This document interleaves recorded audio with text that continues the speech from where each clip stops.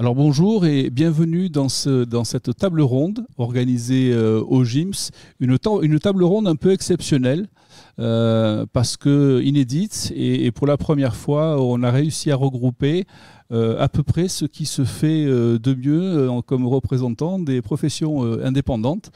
Puisque nous avons Madame Shirley Le Turc, Shirley Le Turc, Maître Shirley Le Turc, représentant en fait au sein de l'Ordre des avocats de la qualité de vie au travail des avocats.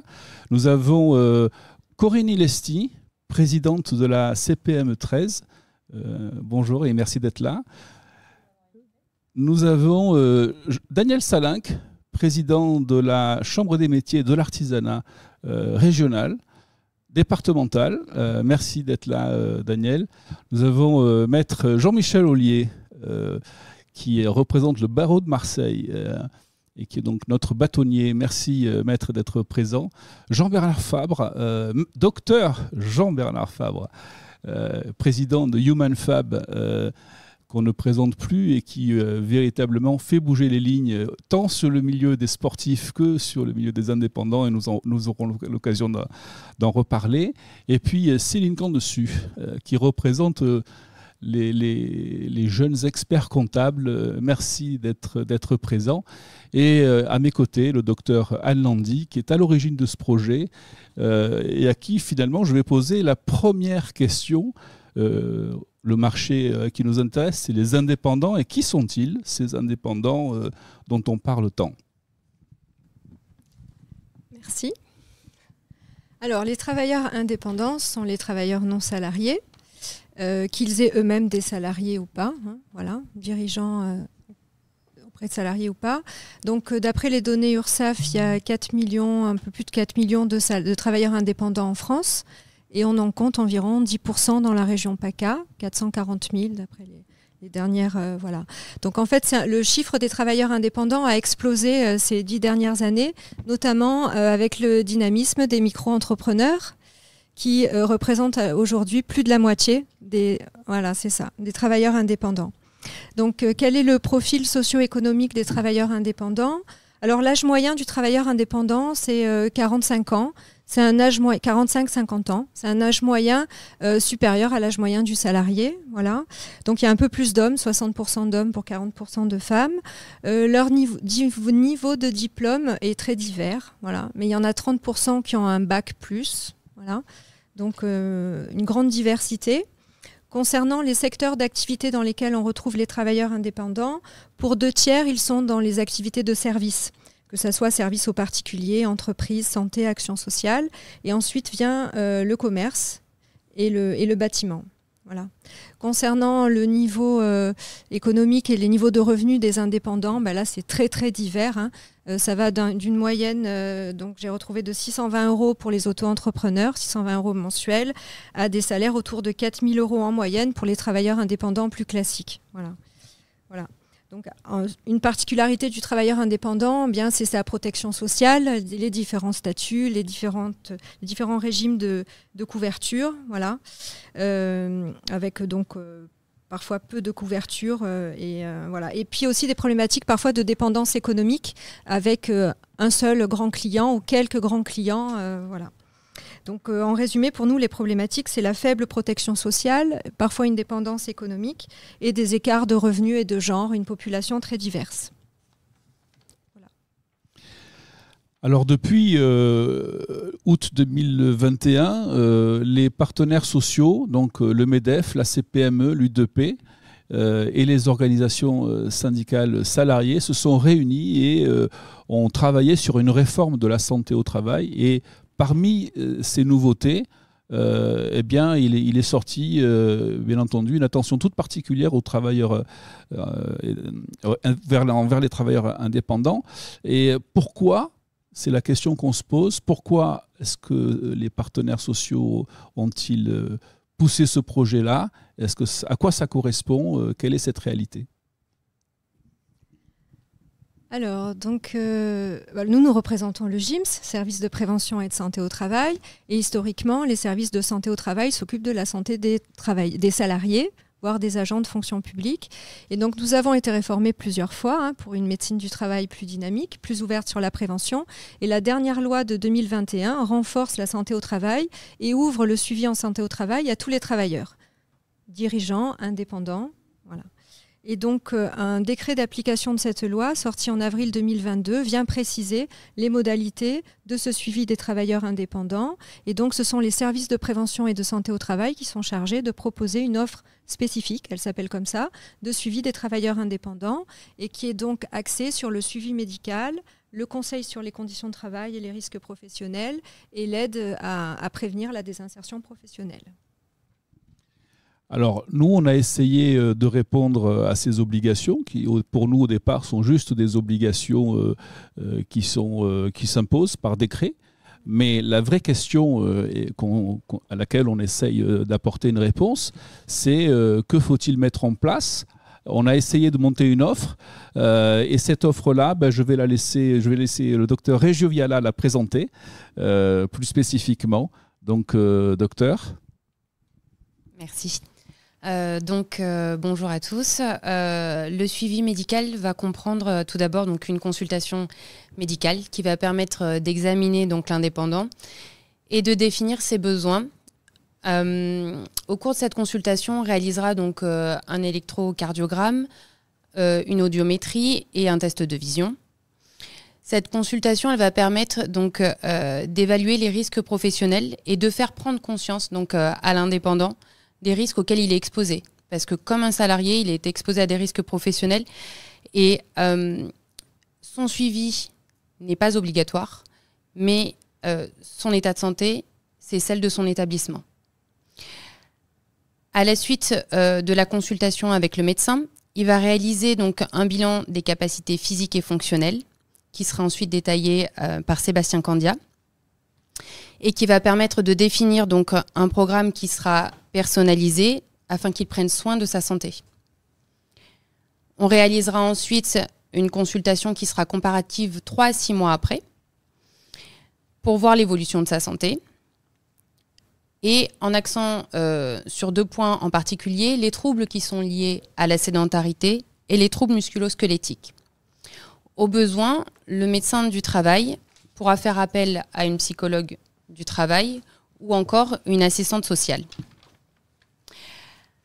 Le médecin du travail pourra solliciter un membre de son équipe, comme un ergonome, pour réaliser un diagnostic du poste de travail ou encore faire une évaluation du risque chimique en faisant intervenir ou un technicien en risque chimique ou un ingénieur en risque chimique. L'offre spécifique va également comprendre des sensibilisations avec une prévention de l'épuisement professionnel, une sensibilisation sur la nutrition, le risque routier ou encore la lutte contre la sédentarité. Et enfin, la cellule maintien pourra être sollicitée par le médecin du travail et cette cellule qui comprend des médecins, un infirmier, une assistante sociale, une psychologue, pourra avoir des relations privilégiées avec nos partenaires comme la sécurité sociale ou encore Cap Emploi. Je vais laisser la parole du coup à Sébastien qui va permettre de détailler le laboratoire Human Care. Merci Céline. Bonsoir à tous. Lorsqu'on a construit cette offre spécifique, on a essayé déjà de redéfinir le travailleur indépendant. Pour nous, le travailleur indépendant, c'est un sportif de haut niveau. Mais on l'entend souvent dire oui, le travailleur, c'est un sportif de haut niveau, mais dans quelles conditions ? Et c'est là que l'échange avec Jean-Bernard il a été intéressant parce qu'on avait la même vision. Un sportif de haut niveau, pour le rendre performant et pour prévenir le risque de blessure, il faut qu'il soit accompagné d'une équipe. Et pour être accompagné d'une équipe, il faut qu'il s'entoure de médecins, kinés, nutritionnistes, préparateurs mentaux et toute autre personne. On s'est dit que dans notre offre spécifique, on devrait accompagner l'indépendant dans ce cadre-là, avec le médecin, avec un ergonome, avec une psychologue. De là est venu l'échange avec Jean-Bernard, qui est devenu notre partenaire maintenant, où on s'est doté d'un laboratoire baptisé Human Care, qui reprend les protocoles établis par Jean-Bernard, qui permet d'évaluer la condition physique de l'indépendant. Qu'est-ce qu'elle comprend, cette condition physique ? Elle comprend 3 paramètres. La composition corporelle, qui permet de donner le taux de masse grasse, taux de masse musculaire, taux d'hydratation. Des capacités fonctionnelles, donc équilibre, souplesse, coordination. Et des capacités physiques avec la force de préhension, la force musculaire du haut du corps, l'endurance musculaire abdomino-lombaire et, dans notre jargon, un test de puissance maximale aérobie, mais qu'on maîtrise dans notre niveau, au niveau de la médecine du travail, à 80% de la fréquence cardiaque maximale. On n'est pas là pour faire un test d'effort. L'ensemble de ces tests-là, on va analyser chaque composante et on va éditer un rapport complet à destination de l'indépendant et qu'on transmettra au médecin qui est en charge du suivi spécifique pour essayer de l'accompagner encore mieux dans quels sont les points importants à corriger, à améliorer, que ce soit personnel ou des points à risque qui permettent de donner des informations au médecin pour aménager le poste de travail. Et comme l'a dit le docteur Reggio Viala, d'amener des précisions à l'ergonome dans l'aménagement de poste de travail. À la suite de ce bilan, le travailleur indépendant repart avec l'application de HumanFab, le Worker, qui permet d'éditer un programme d'activité spécifique à l'indépendant en fonction des résultats des tests. Chaque exercice pourra être suivi par la personne qui est en charge en fait, de son accompagnement, qui permettra de regarder son évolution à travers chaque séance et de l'accompagner au mieux si on voit qu'il y a une baisse de motivation pour pouvoir l'appeler, lui dire qu'est-ce qui se passe, est-ce qu'il y a des problèmes dans la planification de son entraînement, est-ce qu'il a des difficultés à réaliser un exercice. On essaye de le suivre comme un sportif de haut niveau le plus proche possible. Ça, c'est le caractère physique. Maintenant, on a un caractère plutôt mental, psychologique. Et je vais laisser la parole à ma collègue Céline Rabillard. Céline Reggio, Élise Rabillard. Bonjour, donc voilà, je suis psychologue du travail au GIMS et donc nous les psychologues on intègre cette offre spécifique en proposant des sensibilisations collectives sur la prévention de l'épuisement professionnel. Donc l'épuisement professionnel, tout le monde en a entendu parler, on appelle aussi burn-out. Et donc comment prévenir cet épuisement professionnel quand on est un travailleur indépendant. L'épuisement professionnel, deux mots, c'est un stress chronique, c'est un stress qui s'installe et c'est un déséquilibre entre les contraintes et les ressources. C'est quand à un moment donné, on n'a plus assez de ressources pour faire face à ces contraintes et c'est quand ça dure dans le temps. Et comment la sensibilisation qu'on propose, c'est de pouvoir identifier quelles sont les causes de cet épuisement professionnel. Donc chez les indépendants, les causes les plus fréquentes, c'est la charge de travail. On sait qu'un indépendant travaille presque, je crois, à peu près 70 heures par semaine. Donc c'est la charge de travail, les pressions financières et souvent l'isolement également. Et la conciliation entre la vie professionnelle et la vie personnelle. Donc, lors de ces sensibilisations, on va donner de l'information, comment identifier pour permettre la prévention de cet épuisement. Et puis, on va proposer aussi des entretiens spécifiques aux indépendants pour prévenir cet épuisement professionnel. Donc, déjà, le reconnaître, c'est déjà la première étape, c'est reconnaître qu'on est en difficulté ou avant d'arriver et que ce soit trop tard. Alors on a vu effectivement le caractère physique, on a vu à quel point il pouvait y avoir un impact aussi psychologique, mais il n'y a pas que ces éléments, il y a aussi la nutrition. Donc nous avons avec nous deux spécialistes. Docteur Marchetti, votre avis sur le sujet ? Bonsoir, donc je suis le docteur Marchetti. Donc on fait un petit point sur la nutrition. On sait que c'est pas le fort forcément des indépendants, souvent par manque de temps. C'est pas la priorité quand on travaille sans pause la plupart du temps, en tout cas pour beaucoup d'indépendants. On y a réfléchi. On aimerait accompagner les indépendants qui le souhaitent en individuel pour qu'ils puissent construire leur nutrition, que ce soit vraiment la clé de leur hygiène diététique, parce qu'il y a la lutte contre la sédentarité, mais il y a aussi la nutrition qui est quand même le carburant de la journée pour tenir toute la journée. Donc on travaille en collaboration avec Cécile Madonna, qui est diététicienne au sein du GIMS, qui propose des entretiens individuels qu'elle va un peu plus vous présenter. Bonjour tout le monde. Voilà, écoutez, nous ce qu'on peut proposer, c'est un accompagnement nutritionnel personnalisé par rapport à votre risque professionnel, qui peut être la sédentarité, mais aussi les itinérants, le travail de nuit, les travailleurs qui font les 2 ou 3-8. On revoit les bases alimentaires. On peut parler de l'étiquetage nutritionnel des différents paquets que vous pouvez acheter dans le commerce. L'équilibre alimentaire, c'est ça peut se faire bien sûr à la semaine. Quoi dire d'autre? Il y a des idées recettes qui peuvent vous être proposées par rapport à vos goûts, par rapport à vos modes alimentaires, votre hygiène de vie. Il y a sur Internet, il y a des sites spécialisés que vous pouvez retrouver sur la fabrique à menu. Donc ce ne sont pas des régimes, mais des idées repas. Des idées repas que vous pouvez vous inspirer. Voilà, moi je serais peut-être une aide à un peu plus poussée, adaptée à vos rythmes de vie, par rapport à votre mode de vie, à vos goûts, voilà ce qu'on peut proposer au sein du GIMS. Bien, merci beaucoup. Le cadre est planté. Ce que je vous propose, c'est de rentrer directement dans le cœur du débat. Et donc, on va démarrer avec le docteur Jean-Bernard Fabre, qui est un peu à l'origine de notre projet, puisque aujourd'hui, le GIMS a créé une offre dédiée aux indépendants qui s'appelle Human Care. Donc, Jean-Bernard, parlez-nous de votre offre de Human Fab de manière générale. Comment est né ce projet et comment a-t-il évolué vers les travailleurs non salariés?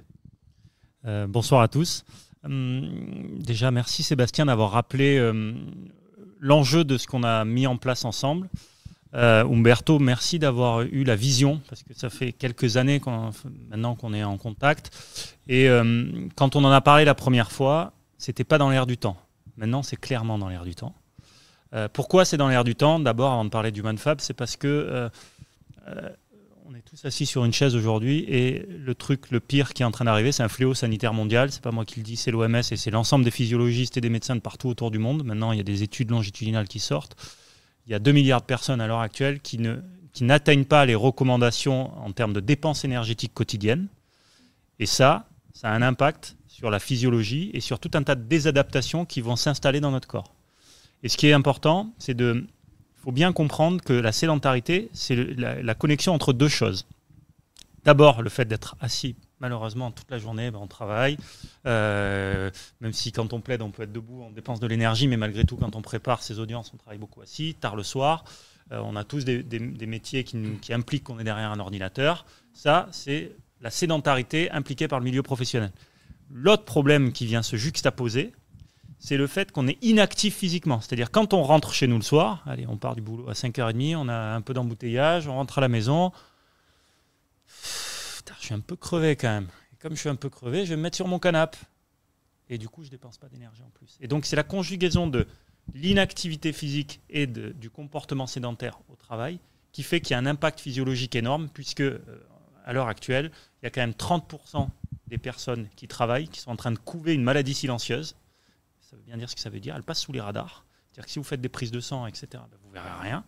Par contre, il y a tout un tas de désadaptations physiologiques qui sont en train de s'installer et 30% des gens sont en train de couver un problème cardio-respiratoire, une pathologie chronique de type diabète, obésité qui est en train de s'installer. Et à la rigueur, l'obésité, éventuellement, on peut la voir arriver. Et encore, quand elle est là, c'est trop tard. Mais il y en a d'autres qui sont vraiment insidieuses. Et pareil, c'est la première fois depuis l'histoire de l'humanité que, je vais vous donner 2 exemples. Les enfants, de nos jeunes, quand on grandit, la cage thoracique, elle grandit. Jusqu'ici, j'invente rien, c'est comme ça, c'est la croissance. Et quand la cage thoracique grandit, on capte mieux de l'oxygène. Donc on appelle ça le VO2 max.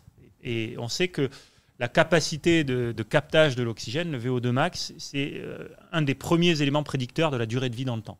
Maintenant, c'est très bien reconnu. Et donc, jusqu'à présent, en fait, nos jeunes, à 17, 18 ans, 20 ans, ils avaient leur VO2. Même s'ils ne faisaient pas grand-chose, ça grandissait. Là, c'est la première fois depuis l'histoire de l'homme que les jeunes, et on le voit bien dans notre centre médico-sportif, quand ils viennent faire des bilans pour voir leur capacité respiratoire, ça stagne ou ça diminue. Ce n'est jamais arrivé.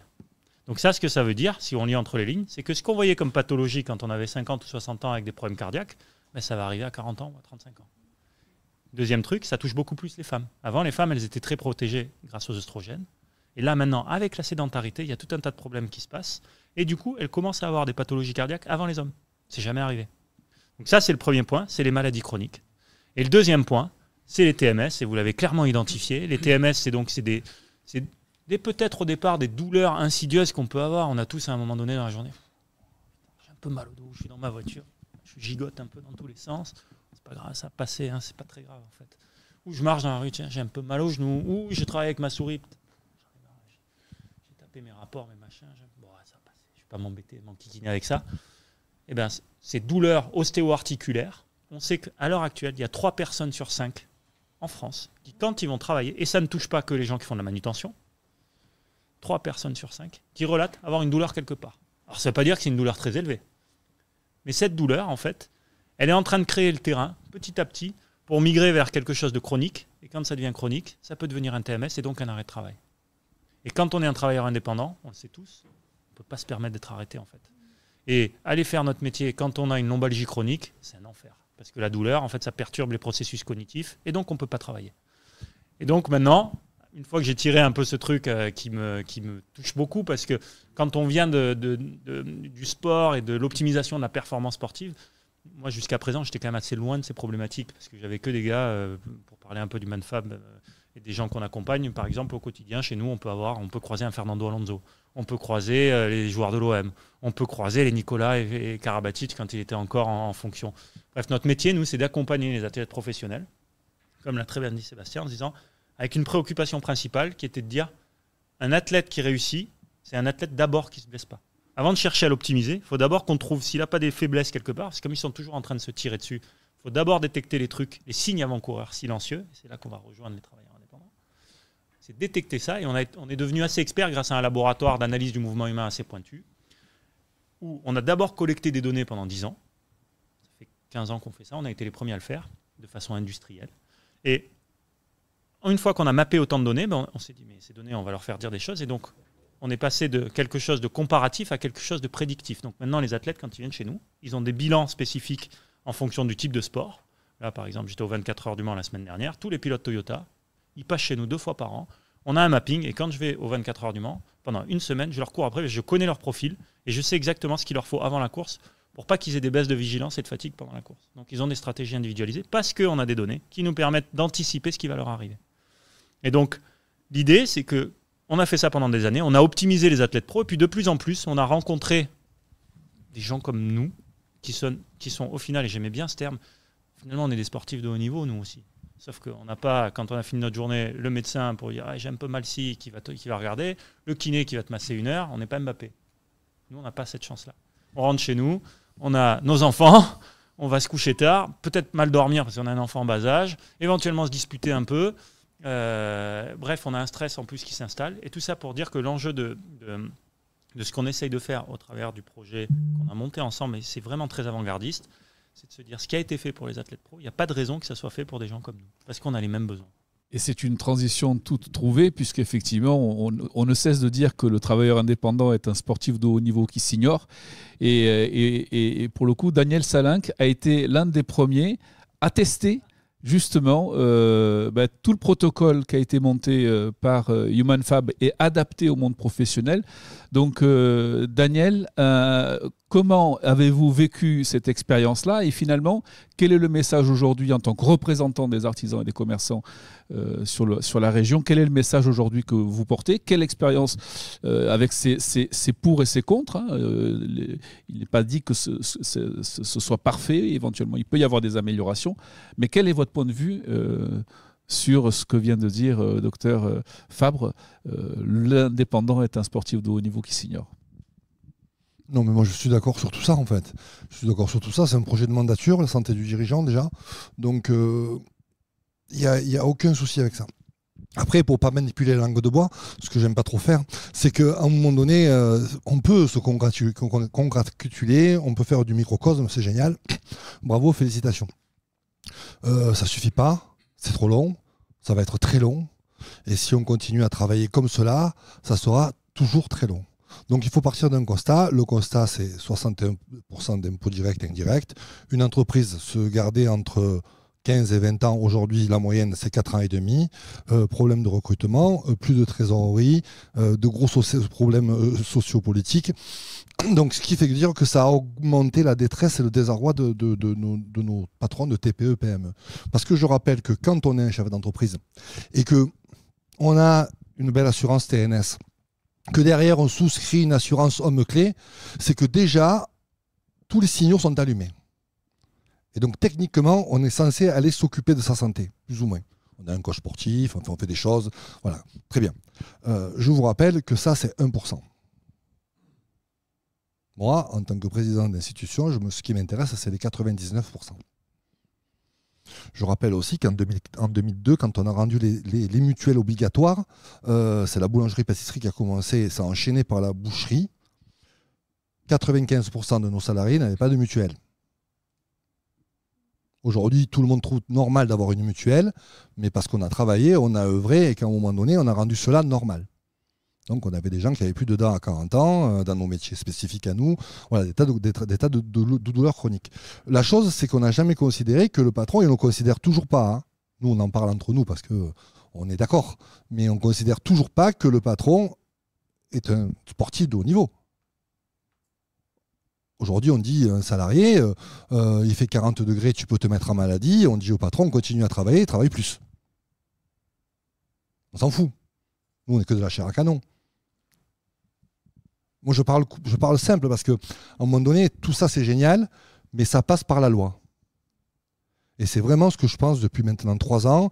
On a œuvré, et tu le sais, je t'ai fait venir avec les députés. On a vu la ministre Vautrin, manque de chance. Une semaine après, il y a eu dissolution. Donc, ça s'est arrêté là. Mais tant qu'on aura... Et là, c'est pour toucher le plus grand nombre. Ce n'est pas les 1%. D'accord ? C'est pour toucher... Il faut obligatoirement obliger la médecine du travail pour un patron. Voilà.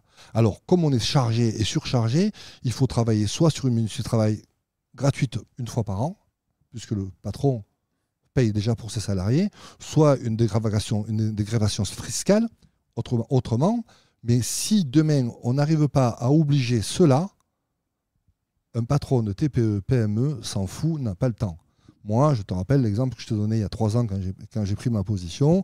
J'ai un monsieur du BTP qui a attendu 3 semaines avant d'attaquer sa chimio parce qu'il avait un chantier à finir, il fallait remplir le frigo. Alors on peut avoir toutes les belles idées du monde, on peut être entre nous et se féliciter autour d'un petit verre de champagne, mais la réalité, elle n'est pas là. C'est trop dur aujourd'hui. Donc comme c'est trop dur, il faut que les organisations patronales, et Corinne en parlera, il faut que les OP ou les fédérations, et il faut faire du lobbying pour que demain, ça soit obligatoire. Même si ce n'est pas populaire, aujourd'hui, et je sais que pour une réélection, il faut être populaire, ça fera du bien à nos jeunes dans 20 ans. Parce que ça doit être 100% au moins une fois par an. Après, je m'arrête parce que je peux parler toute la journée. Voilà, je laisse la parole aux autres. Voilà. Merci beaucoup, Daniel. Eh bien, la transition, elle est toute trouvée. Corinne, présidente de la CPME 13, donc particulièrement sensibilisée aussi à cette problématique qui, au-delà de l'artisan et du commerçant, en fait, c'est l'indépendant dans sa globalité, c'est le petit patron en région.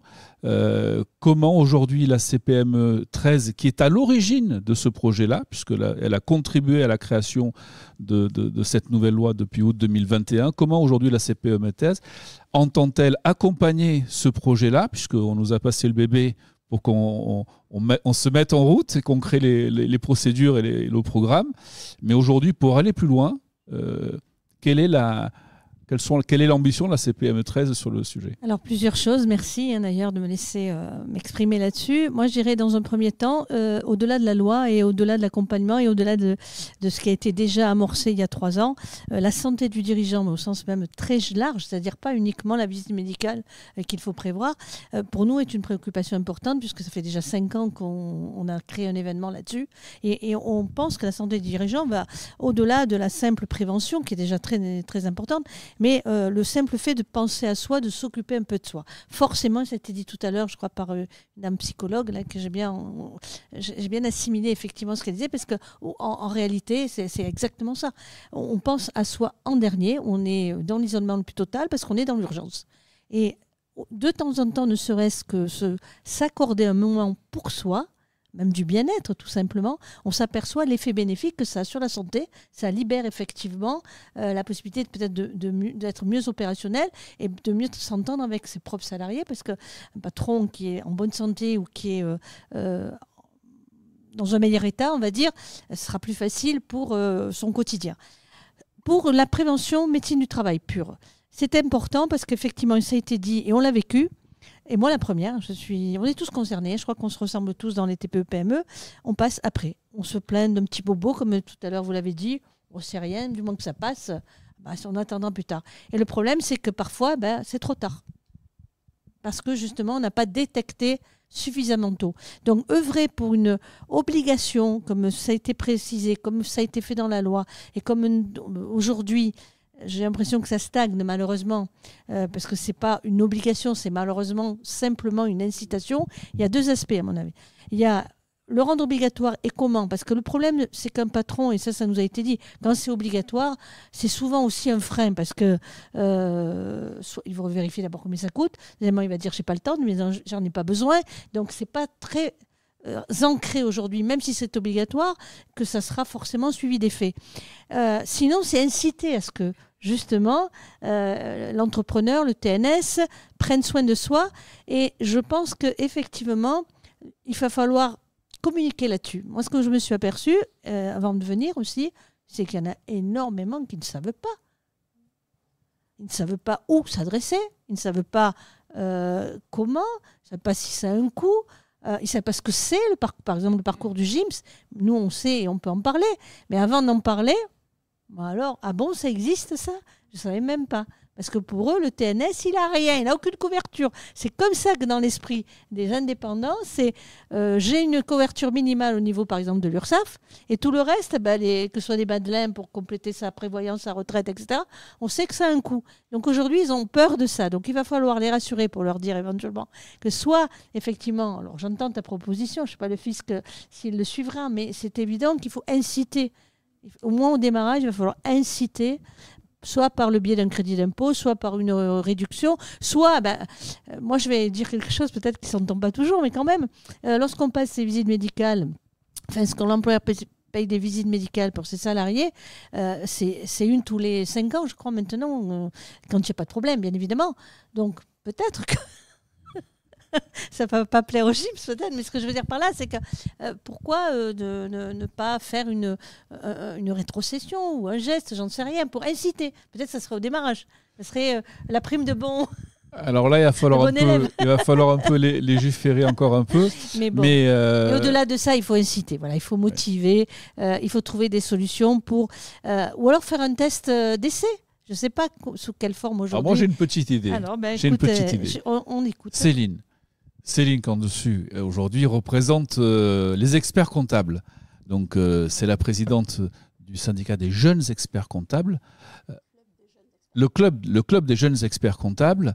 Donc, merci d'être présent et de représenter aussi le CROEC avec lequel nous sommes partenaires. Vous êtes finalement l'expert comptable, le premier contact de l'entrepreneur, le premier contact des indépendants, les avocats aussi, mais nous y reviendrons. Et aujourd'hui, je pense, dites-moi si vous pensez qu'effectivement, l'expert comptable a un véritable rôle dans cette incitation, dans cette sensibilisation, ce que disait la présidente de la CPME. Il faut trouver des incentives. Alors ça peut être fiscal, ça peut être en financier, mais ça peut être aussi par le biais d'une routine à mettre en place au travers de relais comme vous. Merci à vous. Effectivement, je suis d'accord avec vous. C'est vrai qu'on est en contact avec beaucoup d'entrepreneurs et je dirais que même nous-mêmes, en tant qu'experts comptables, on est aussi entrepreneurs et on est aussi chefs d'entreprise. Donc déjà sensibiliser la profession avec le partenariat qui a été fait avec l'Ordre, donc c'est très bien parce que la première sensibilisation, et j'entends le discours très préventif, c'est-à-dire que vous allez bien, c'est bien, mais si vous voulez continuer à aller bien, il faut faire de la prévention et il faut aller voir si tout va bien, tester donc le produit que vous proposez pour identifier déjà les zones qui peuvent être déjà faibles et savoir et anticiper, être vraiment proactif sur sa personne physique, mentale, pour pouvoir continuer à gérer. Et c'est vrai qu'une entreprise, il faut la porter. Il faut porter les projets, il faut porter les clients, il faut porter les collaborateurs, il faut porter sa vie de famille derrière. Donc c'est vrai que c'est vraiment un challenge. Quand on commence l'entrepreneuriat, je pense que très peu de personnes ont envie de le quitter. Donc pour ne pas le quitter, il faut s'occuper de soi en tant qu'entrepreneur. Et ça, c'est autant en tant qu'entrepreneur, en tant qu'expert comptable, et aussi pour nos clients. Et nos clients, c'est vrai qu'il faut les sensibiliser, il faut leur expliquer que c'est pour leur bien, qu'il faut prendre une visite, peut-être vraiment faire des exemples, dire vous allez faire une visite, ça va vous prendre combien de temps? 1 heure? Vous pouvez prendre 1 heure, ou peut-être proposer des déplacements, des personnes qui font les premiers rendez-vous, aller vraiment chez l'entrepreneur, au lieu de lui dire venez chez nous, venez à la GIMS. Ah ouais, mais il faut que je prenne la voiture, je vais les transports, j'ai ça, je vais perdre du temps. Donc pourquoi pas aller sur place directement, au moins le premier rendez-vous, pour les inciter à continuer et vous déplacer et venir faire les tests. Voilà un exemple très, très concret. C'est ce que vous faites sur des salons. Mais oui, mais peut-être que les gros groupes sont plus faciles à toucher. Là, nous, on touche beaucoup de TPE, vraiment. Le dirigeant est seul.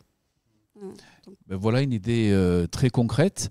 Et pour aller plus loin maintenant dans la concrétisation de ce projet-là, nous avons quelqu'un avec nous qui est en train d'essayer de sauter le pas. Nous avons le bâtonnier avec nous, maître Jean-Michel Ollier. Qu'est-ce qui vous a amené à vous poser la question de se dire finalement, on va y aller, on va essayer de travailler ce projet-là et on va se rapprocher d'un service de santé au travail, le GIMS en particulier, pour monter cette offre-là qui va être une véritable innovation? Alors merci d'abord pour cette invitation. Tout est parti en fait de la campagne que nous avons faite. Plus que donc pour présider aux destinées du barreau, qui est le 3e plus grand barreau de France, avec 2600 confrères. On fait une campagne pendant plusieurs mois, on va à la rencontre de tous les confrères. Et pendant ces rencontres, en fait, on s'est aperçu qu'une des questions qui revenait régulièrement, c'était l'équilibre entre la vie personnelle et la vie professionnelle.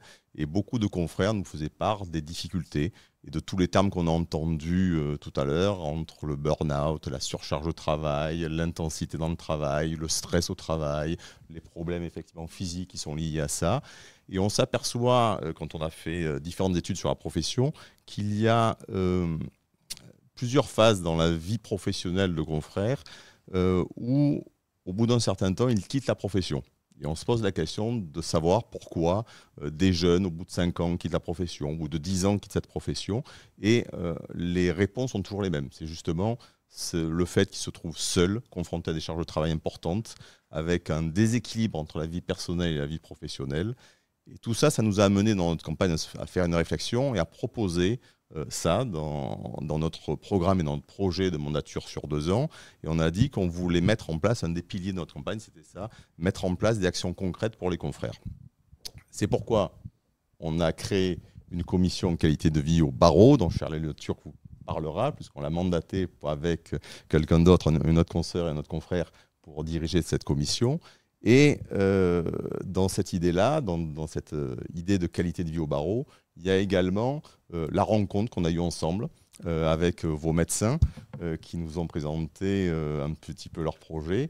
Et on a trouvé ça tout à fait intéressant. Et on s'est dit, ça matche parfaitement avec ce que l'on voulait faire. Et dans notre idée, ça serait de proposer à l'ensemble de nos confrères, de manière gratuite, la première phase de cette approche-là, c'est-à-dire le premier rendez-vous médical, où ça serait l'ordre des avocats à ce moment-là qui prendrait en charge pour l'ensemble des confrères ce premier rendez-vous, cette amorce, on va dire, pour qu'ils prennent conscience de toutes ces difficultés, qu'ils puissent détecter, faire de la prévention. On a dans l'idée aussi d'offrir ça de manière gratuite sur l'ensemble pour les jeunes qui s'inscrivent au barreau de Marseille. Ça serait aussi une avancée. Et je pense qu'on sera peut-être un des barreaux pilotes en France là-dessus, un des premiers organismes professionnels peut-être à institutionnaliser ça et à offrir ça à l'ensemble des confrères. Et je serais ravi de le faire avec le GIMS. J'ai vu que vous aviez des équipes très motivées, de qualité. Donc j'espère qu'on arrivera à concrétiser ce partenariat. Ben, je l'espère aussi. Alors moi, ce qui m'a le plus frappé, c'est le caractère avant-gardiste. Vous avez une responsable de la qualité de vie au travail au barreau, maître Shirley Le Turc. Qu'est-ce que ça veut dire la qualité de vie au travail au sein du barreau ? Alors, en fait, ce projet est directement issu, bien sûr, de la campagne du bâtonnat, de la bâtonnière et du vice-bâtonnier. Mais en réalité, la profession réfléchit depuis pas assez longtemps sur ces questions-là, puisqu'il y a un rapport qui a été rendu en décembre 2023 qui s'intitule « Bien-être avocat, bien-être de l'avocat, changement de paradigme ». Et tout ce que j'ai entendu sur le fait qu'on est les derniers à penser à nous-mêmes, on le retrouve dans notre profession. Sur cette base-là, eh bien, on a créé cette commission, on a fait un petit sondage pour prendre le pouls en local des besoins des confrères. Il y a des éléments qui sont rassurants, puis il y a des éléments qui le sont beaucoup moins. On peut pas tout... Je ne peux pas tout passer en revue. Ce qui est certain et ce qui m'a frappé, c'est que 98% des confrères ne connaissent pas les dispositifs, éventuellement ceux de la profession ou ceux existants en matière de qualité de vie. Et le premier chantier de la commission de la qualité de vie professionnelle, c'est la santé. Parce qu'il ne peut pas y avoir d'équilibre si on n'est pas en bonne santé. Il ne peut pas y avoir de bonne gestion professionnelle du cabinet si on n'est pas en bonne santé. Donc, ce premier chantier évident, on l'a tout de suite identifié. Et c'est pourquoi, lorsque je vous ai rencontré et que, en qualité de référente, il n'y a pas que le côté sympathique de rencontrer de nouvelles personnes intéressantes, il faut aussi mouiller le maillot. Et donc, j'ai testé pour les confrères le dispositif que vous avez mis en place. Et je dois dire que du coup, depuis une semaine, parce que ça fait une semaine, j'essaye... déjà, je suis très impatiente de tester l'application qui me coachera, qui prendra soin de moi. Et je suis ravie d'entendre effectivement que le barreau sera pionnier aussi, pilote, exactement, j'aime bien ce mot aussi, pour prendre soin en réalité, parce que tout est là. Alors, on parle du physique, mais il y a aussi la grande cause nationale qui est la santé mentale. Et c'est clair qu'il y a des besoins dans notre profession, au même titre que tous les indépendants, j'ai envie de dire, mais peut-être un titre plus particulier, parce qu'on gère le conflit des personnes, donc on absorbe quand même aussi une charge mentale assez importante. Merci maître. Alors vous avez évoqué une application. Docteur Fabre, qu'est-ce que c'est que cette application ? À quoi sert-elle et pourquoi avoir développé une application pour faire de l'activité physique ? Alors, ça s'insère dans un plan européen qui est le plan de e-santé. En fait, on s'est aperçu que quand on veut faire de la prévention primaire, il y a deux éléments qui sont fondamentaux. Le premier, c'est d'abord le dépistage. Ça passe par un bilan, un diagnostic. Donc c'est tout à fait ce qu'a expliqué tout à l'heure Sébastien. Il y a un petit parcours. Grâce à ce bilan, on sait, selon les 3 piliers de la santé durable, où est-ce qu'on se situe et quels sont nos risques. Il y a un baromètre des risques. Une fois qu'on a fait ça, c'est bien, il y a un constat. Ce constat, on le sait maintenant, puisqu'il y a 90% des personnes qui participent à ce bilan, ça les sensibilise à quelque chose. Une fois qu'on est sensibilisé, c'est bien, on a fait la moitié du travail. Maintenant, il va falloir mouiller le maillot pour essayer de mettre en application les recommandations qui auront été faites par notamment Sébastien, une fois qu'il aura analysé le bilan avec vous. Et là, on s'est dit, ça va s'insérer dans le plan de e-santé, qui est assez intéressant, puisque autant le smartphone peut prodiguer tout un tas de trucs qui sont peut-être pas très bien et qui entretiennent la sédentarité quand on scrolle et qu'on regarde les réseaux sociaux, autant les études scientifiques le montrent un peu de partout. C'est un excellent moyen d'arriver à accompagner les gens quand ils sont chez eux. Donc de ne pas les lâcher. Parce que c'est bien, une fois qu'on les a quand on les a dans nos bureaux et qu'on leur donne des recommandations, tout le monde a envie de faire. Seulement quand on rentre chez soi et qu'on ferme la porte, on a envie d'oublier les envies qu'on avait. Et donc l'idée, c'est de se servir du smartphone pour capitaliser sur ce dépistage et pour aller sur le deuxième volet de la prévention active, qui est de dire, j'ai dépisté, maintenant j'agis avec un suivi qui est personnalisé, puisqu'on vous aura expliqué pourquoi L'application va vous donner des cycles d'exercices spécifiques en fonction des besoins qui auront été identifiés pendant les tests. J'insiste sur ce point-là parce que, encore une fois, quand on parle avec des sportifs, c'est fastoche. En fait, les sportifs, tu leur donnes n'importe quel exercice, tu leur mets un peu d'intensité, ils sont trop contents. Ils ont mouillé, ils maillot, là, ils ont la fréquence cardiaque qui a palpité, c'est super simple. Le truc, c'est qu'en fait, il y a 80% des gens qui ne le sont pas suffisamment. Et c'est ces gens-là qu'on va aller chercher en leur disant, écoute, ça va s'adapter à toi. De temps en temps, tu vas avoir des exercices, tu ne vas pas forcément les comprendre, mais nous, on les fait parce qu'on sait qu'ils vont te permettre de régler un problème qui t'empêche de faire du sport. Et c'est ça tout l'enjeu du programme, c'est d'être proactif sur la remise en forme des gens, la réathlétisation des gens, le réentraînement et ou l'entraînement en fonction des profils. On est capable d'identifier 400 typologies de personnes. Ce que ça veut dire, c'est que sur ces 400 typologies de personnes, il va y avoir des charges de travail spécifiques, des exercices spécifiques et surtout une planification des exercices dans le temps qui va être adaptée à chacun. Si on le fait tous ensemble, on ne va pas avoir la même planification. A priori, on n'a pas tous les mêmes besoins. Donc ça, c'est vachement important et c'est ce que va faire l'application. Et une dernière petite chose, parce que je trouve que c'est vachement intéressant de la pluridisciplinarité, c'est ça l'enjeu à mon sens, et c'est ça qui est vachement intéressant et qui va motiver les travailleurs indépendants, parce que j'ai bien entendu ce que vous disiez. Je pense que l'offre, elle est tellement originale, singulière et innovante qu'il n'y a pas une personne ici qui se dit « moi, j'aimerais bien être accompagné avant mon diète ».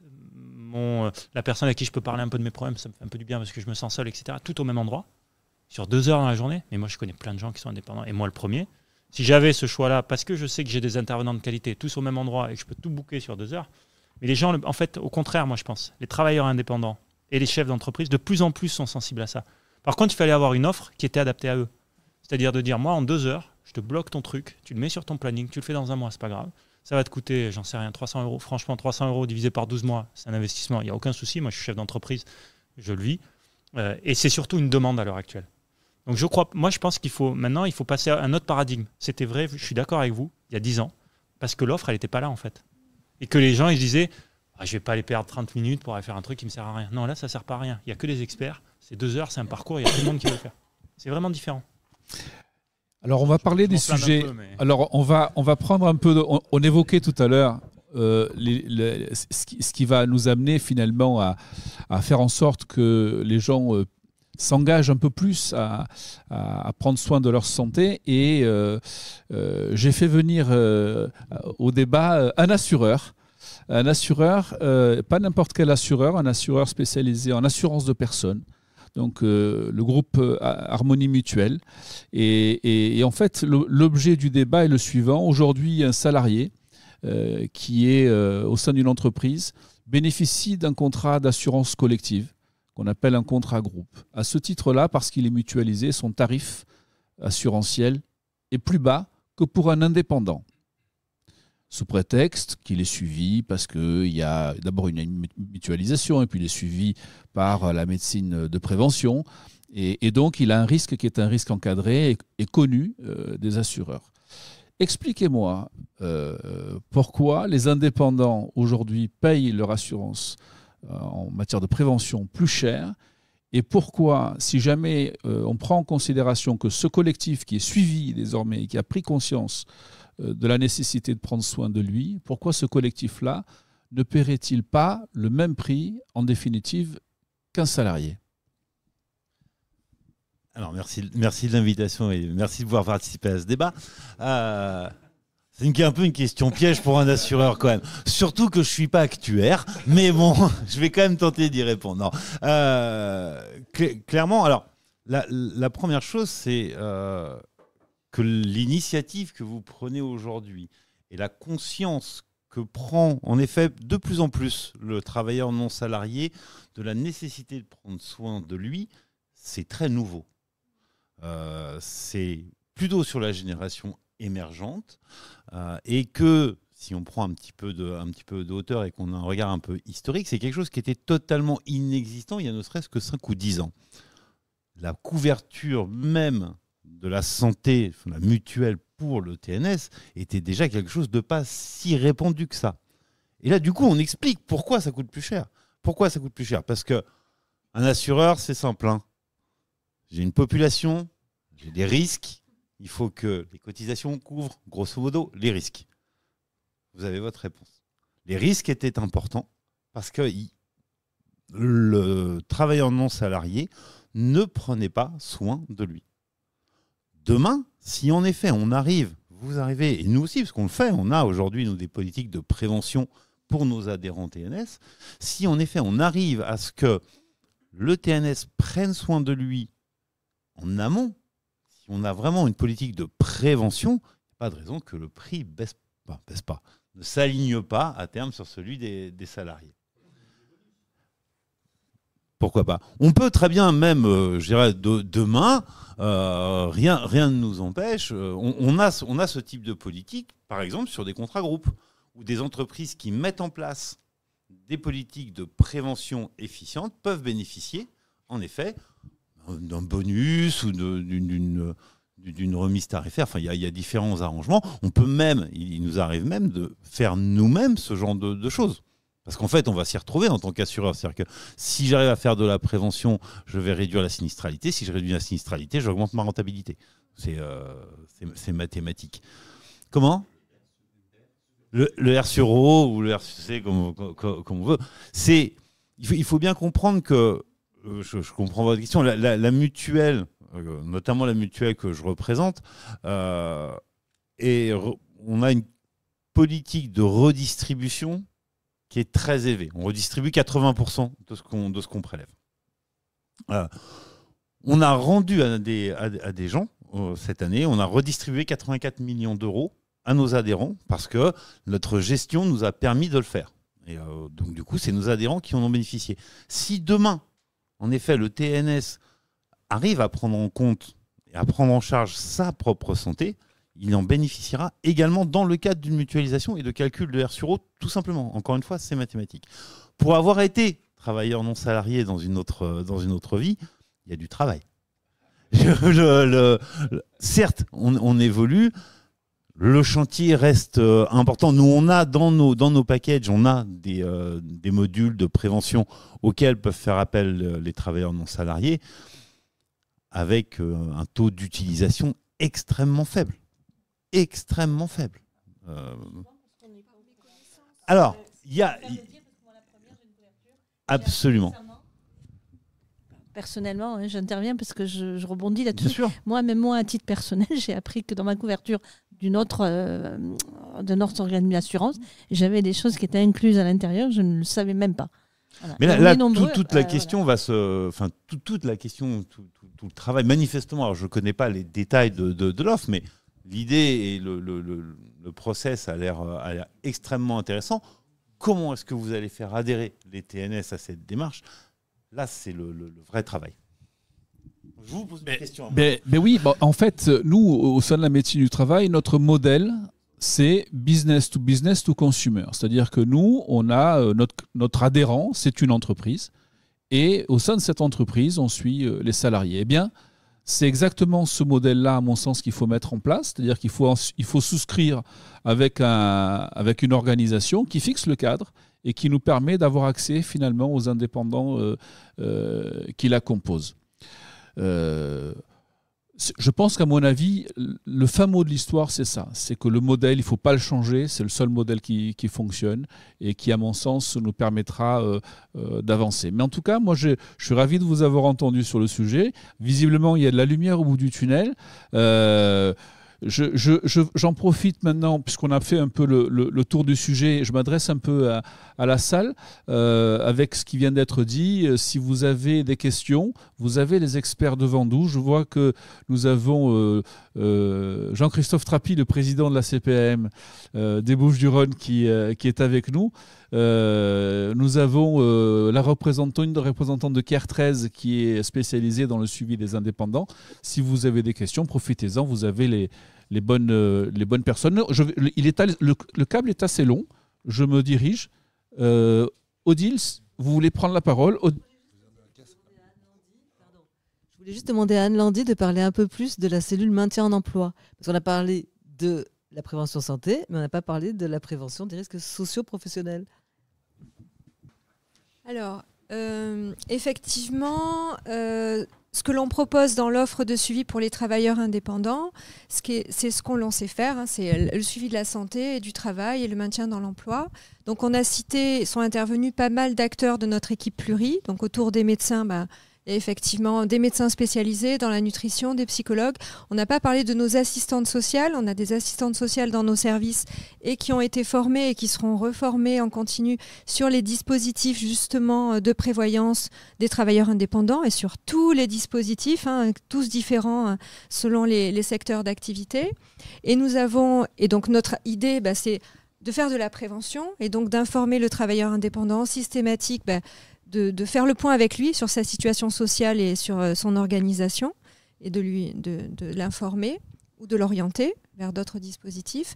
Et nous avons également dans les services de santé au travail des cellules maintien dans l'emploi. Donc c'est une petite équipe autour de médecins du travail spécialisés sur le maintien dans l'emploi, donc avec aussi assistantes sociales, chargées de maintien, ergonomes, qui sont vraiment en lien étroit avec tous les partenaires du maintien dans l'emploi et certains financeurs pour pouvoir adapter des postes de travail à un état de santé qui change, qui se modifie et qui engendre certaines problématiques pour être maintenu au poste.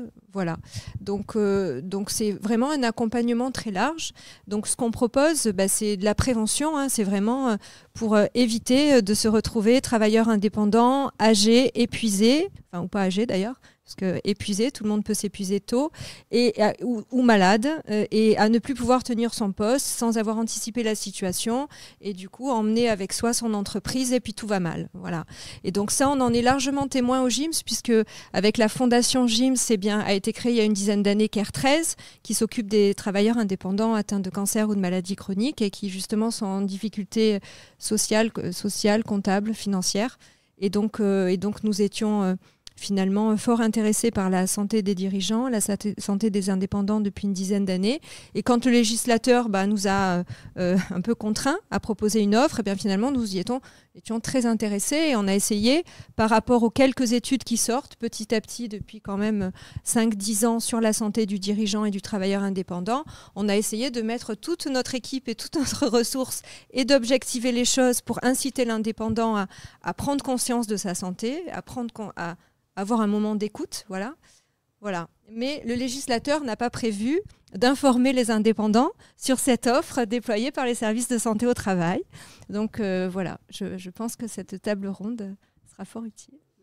Voilà. Merci docteur. Et alors, on parle bien entendu, là on est en train d'élargir le cadre, on parle là carrément de santé publique. Quelle est la position, quel est aujourd'hui le message que pourrait passer un président d'une CPAM dans un tel débat? Le message, bonjour et merci de me recevoir. Non, en fait, je vais prendre un exemple concret. Là, tout le monde sait qu'aujourd'hui, la prévention, c'est la santé de l'homme avec un grand H de demain, mais c'est aussi la santé de notre institution. Et ne rien faire ne nous aidera pas à la conserver. Si j'ai bien compris votre problématique, c'est une question à la base de motivation du travailleur non salarié ou du travailleur indépendant à venir adhérer au programme qui est le vôtre sur justement cette problématique de santé. Vous l'avez dit tout à l'heure, il y a le côté, pour que ça fonctionne, il y a deux choses. Il y a le côté incitatif, et souvent ça passe notamment pour des travailleurs indépendants ou des travailleurs non salariés par un volet financier, bien évidemment. Alors c'est Corinne, je crois, qui a parlé d'un aspect fiscal ou autre, et ce en quoi tu as répondu qu'il fallait légiférer, bien sûr, c'est un fait. Mais moi je pense qu'il faut aussi, de l'autre côté, rendre les choses assez incontournables.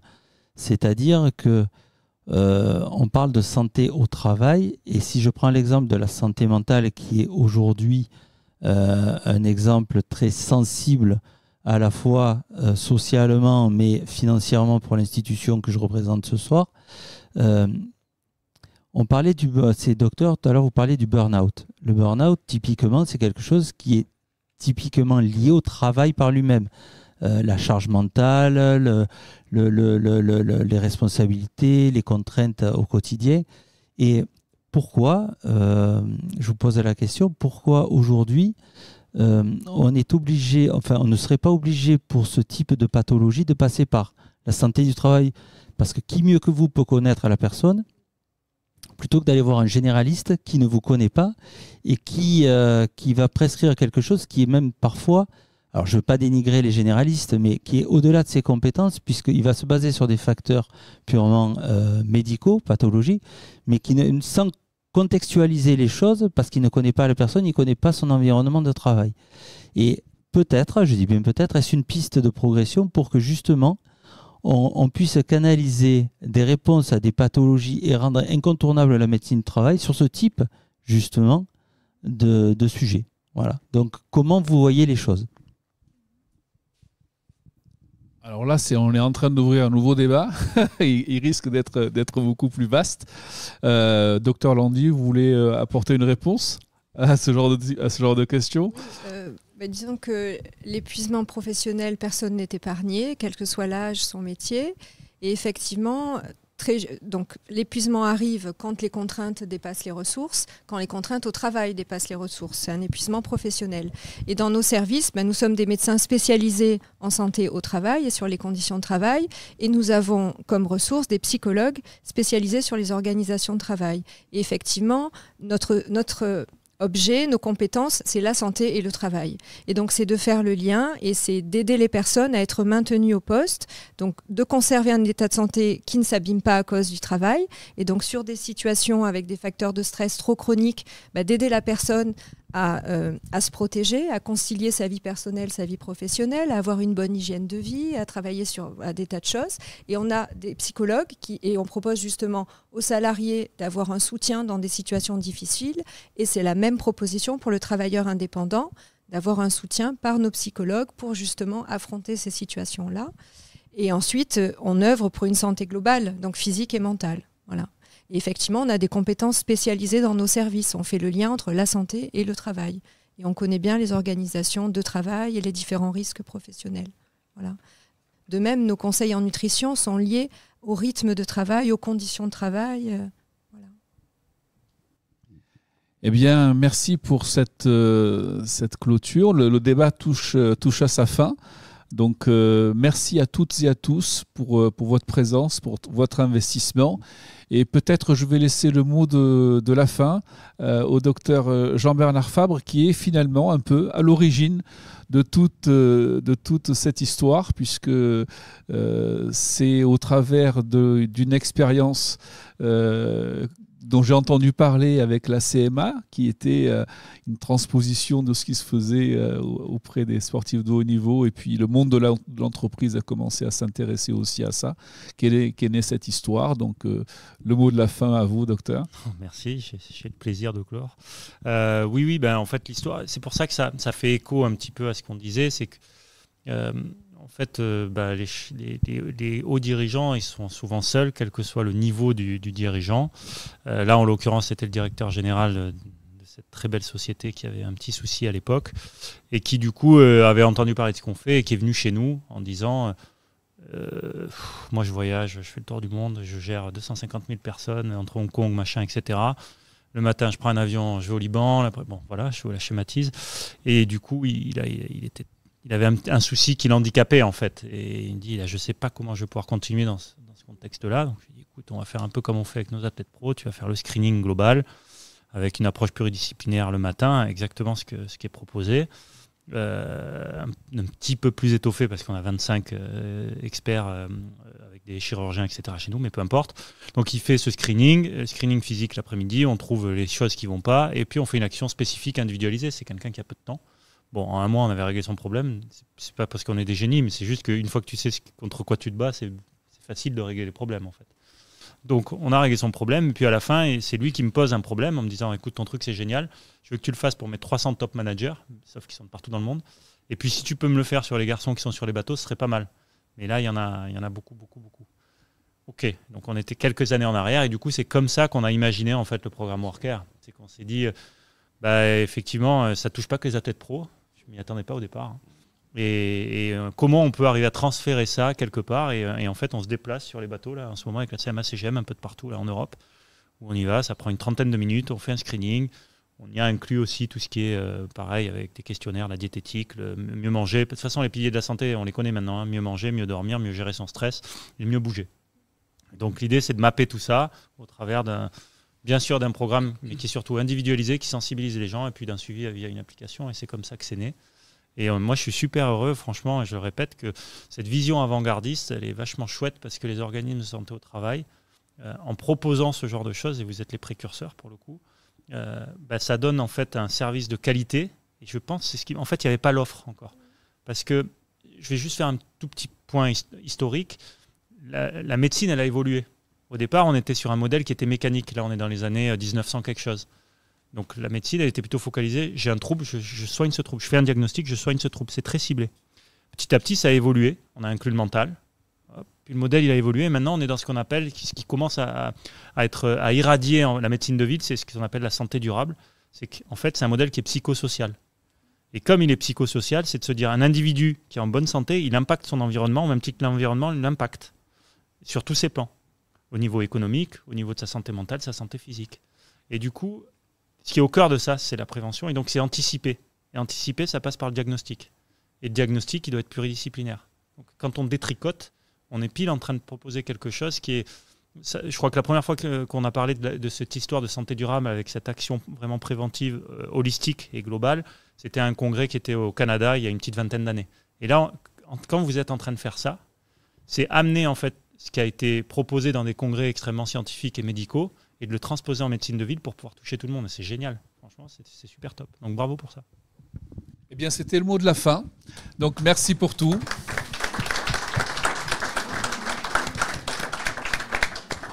Merci d'avoir rappelé le caractère innovant du GIMS.